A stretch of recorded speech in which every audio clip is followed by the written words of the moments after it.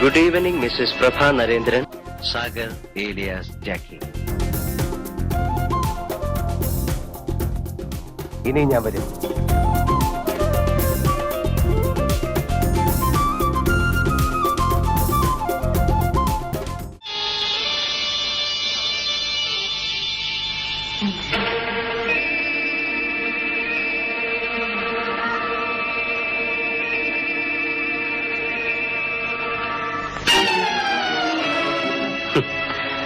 Good evening, Mrs. Prabha Narendran.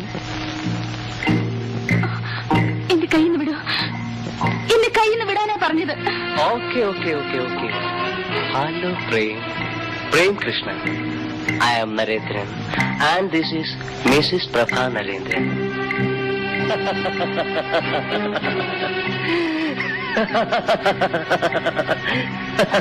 ആരാണ് പ്രഭ ഇത്? പറഞ്ഞോട്. ഞാൻ പറഞ്ഞിട്ട് വിശ്വാസമാകുന്നില്ല. പറഞ്ഞോട്, ഞാൻ നിന്റെ ഭർത്താവാണെന്ന് പറയാൻ.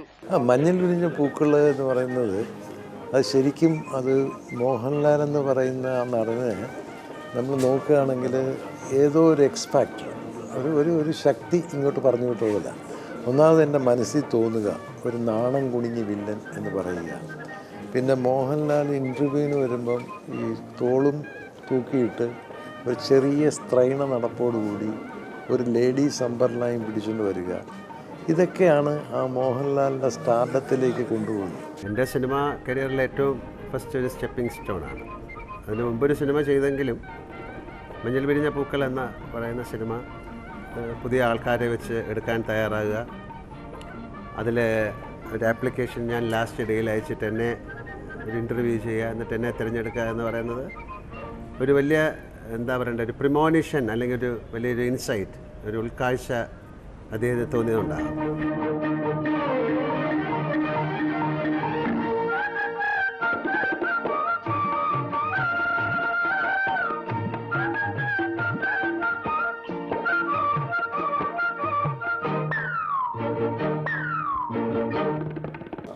ലാലിൻ്റെ ശരിക്കും ലാലിനെ ജനകീയ, അതായത് കേരളത്തിലെ മലയാളത്തിലെ എല്ലാ വീടുകളിലേക്കും ലാലിനെ എത്തിച്ച രണ്ട് പടങ്ങളാണ് എൻ്റെ മാമാട്ടുക്കുട്ടി അമ്മയ്ക്കും നോക്കത്താ ദൂരത്ത് കണ്ടുനിന്നിട്ടും.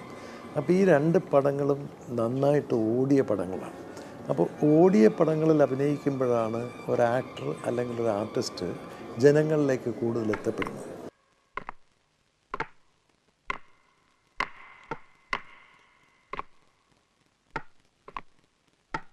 யாரது யாரது?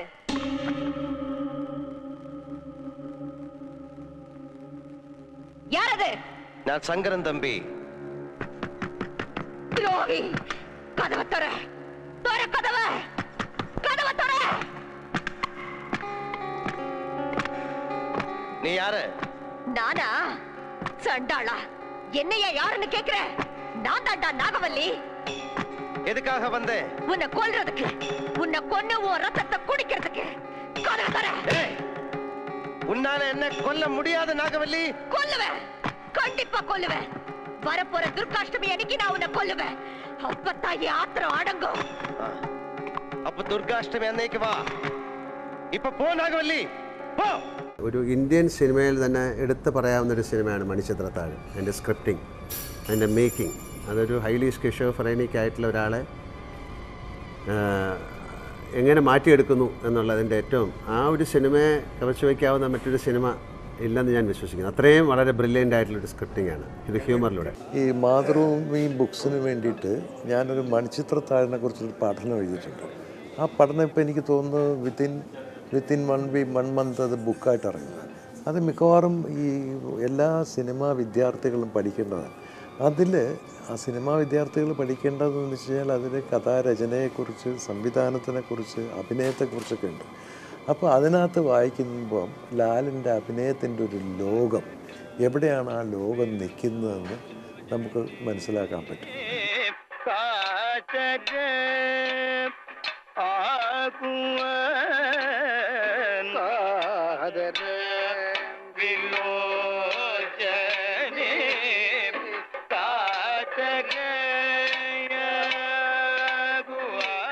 ഒരു സംവിധായകൻ ആക്ടർ എന്നുള്ള നിലയിൽ ഒന്നുമല്ല, അല്ലാതെ വളരെയധികം ഒരു സൗഹൃദം, ഒരു മൂത്ത ജ്യേഷ്ഠനെ പോലെ ഞാൻ വിശ്വസിക്കുകയും ബഹുമാനിക്കുകയും ചെയ്യുന്ന ആളാണ് ഫാസിൽ സാർ.